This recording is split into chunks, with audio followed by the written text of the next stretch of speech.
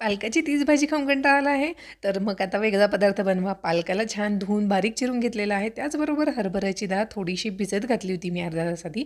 नंतर जिरं मोहरीची फोडणी करून त्यामध्ये लसूण घालायला अजिबात विसरू नका. खूप छान चव येते याने. त्यानंतर याच्यामध्ये कांदा आणि टमाटा आणि पालकाला छान मी असं परतून घेतलेलं आहे आणि त्याला थोडंसं हलवून घेतल्यानंतर त्यामध्ये डाळही घातलेली आहे.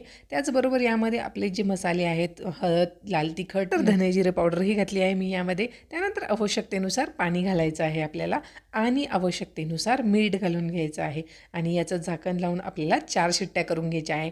4 शिट्ट्यामध्ये आपलं वरण खूप छान शिजतं.